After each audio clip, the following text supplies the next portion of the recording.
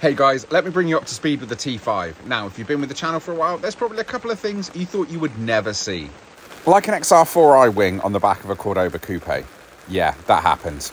Or my T5 back together, ready for more videos. Well, today, we're going to address one of those. Since the last video, we have, in fact, completely torn this down, taken the turbo out, which was a lot harder than I thought. But Sam took pity and gave me a hand. So we got our new turbo from our friends at Max Peeling Rods. Then we clocked the turbo because there is not much space behind there, and on the first attempt it wouldn't fit. Then with the turbo back in and the front end off, it was time to tackle the injectors.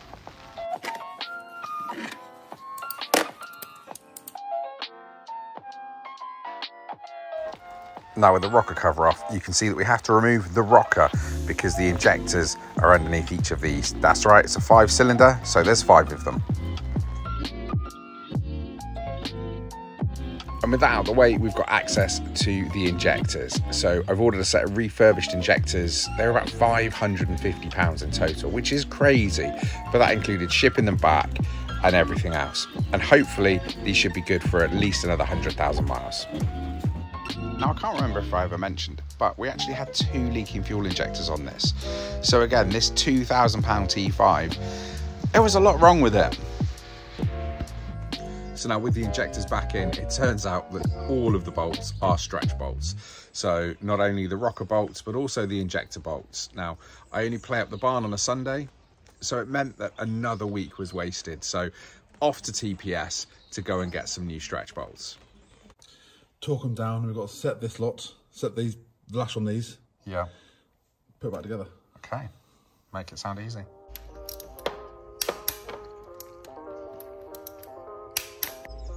As well as torquing them up, you've got to twist around a certain amount of degrees as well. I'm never sure why, but I'm sure there's a reason. If you know, drop it down in the comments below. Then with those back in, you just need to use a dial gauge to set the preload, if I remember correctly, on the injectors. Now, in true barn fashion, we didn't have all of the bits, so Sam had to make a bracket to hold the dial gauge so that we could do that. But to do that, you need to turn the engine over by hand. And to do that, you need a special tool on these 2.5 diesel engines. So again, I didn't have that special tool, so it meant another week we had to wait for that tool. And yeah, it's just all these things have added to the time putting this back together. So look, I know a lot of you guys are here for this T5, and I'm sorry it's taken so long, but don't worry, once this is running, we're gonna have lots more T5 videos coming up. So remember to like this video and subscribe to the channel for a lot more T5 content coming in the future. Now at the moment, I'm sat here on the deck in France, so nothing is getting done. So back to the barn, and we've got the T5 behind me. That's right, I'm off my holiday, I'm back in the barn. We've got Sam in the corner, we've got Luke on the cooler, and we've got Steve just steving around. So we're gonna crack on with the T5 today, and fingers crossed, there's not another part I've forgotten to buy, there's not another tool I need to buy, and hopefully we can get it back together. Now this is it. This is the tool to turn it over by hand because there's no bottom pulley on these 2.5 diesel engines. This was what held us up last time, so we'll get this jacked up and hopefully we can get it turned over and get these injectors in. And that is it in there. That is the end of the crankshaft. It's tucked away behind a little cover, buried behind all of this. Now with the dial gauge in place, we need to turn the engine over by hand to set the lash on these injectors. Right, he stopped.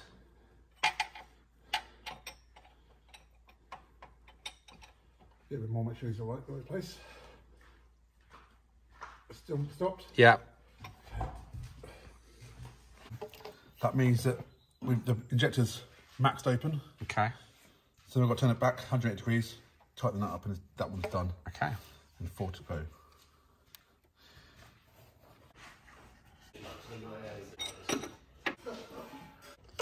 Now with the injectors adjusted, they're all in, it's all torqued up. That's all good to go.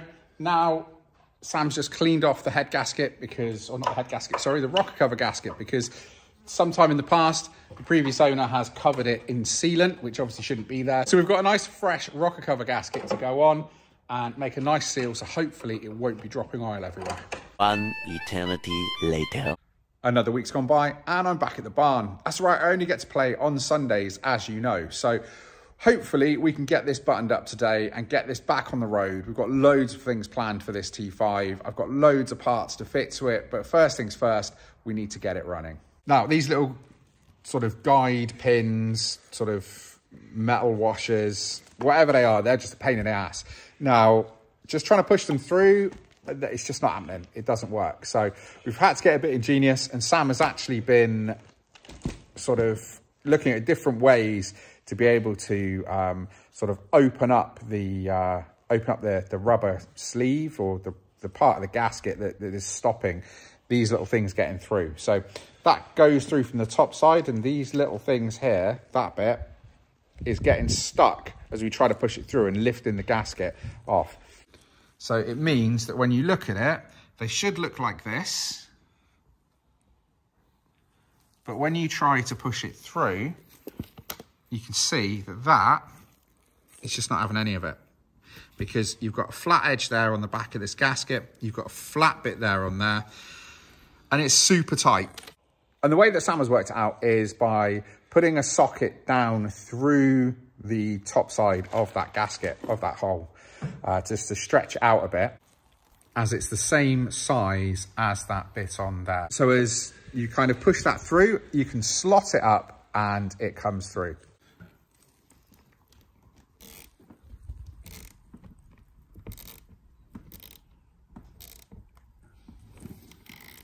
So that is just stretching the hole a little bit.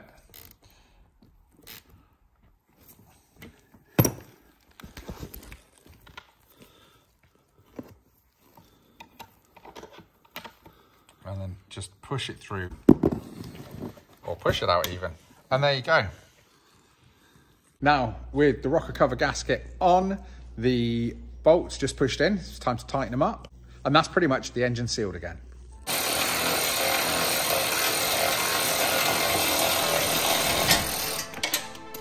Now we just need to take this front panel off to give us easy access to get the inlet manifold back on. It's super tight behind here, and so this is probably our best bet to do it.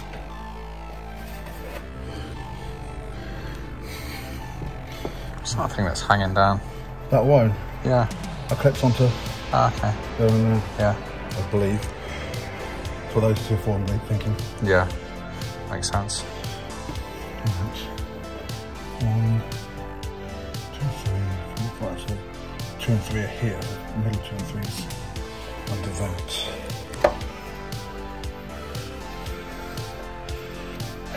About hit it somewhere.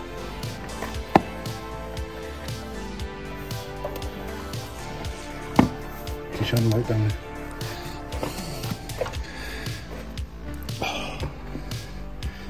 Water.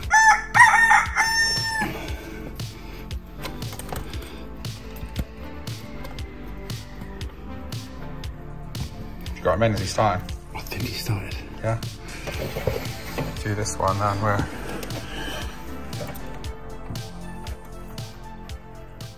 winner. Now, just to get those two in, we had to take the front panel off, or at least pull it out of the way.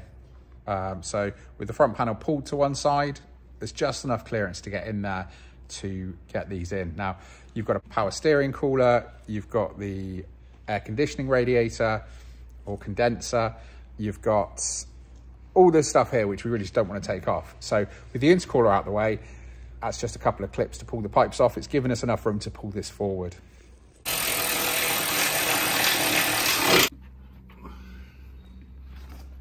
Now, we haven't got as much done today as I wanted to, because probably spent an hour looking for the passenger side headlight plug, because we've had the front end apart, had the front panel off to obviously get the inlet on, and we were worried that we'd pinched it and we couldn't find it. So after an hour of fiddling around, taking the front panel off, looking for it, taking the battery tray and the fuse box cover off and everything else, it turned out that it was not trapped behind there.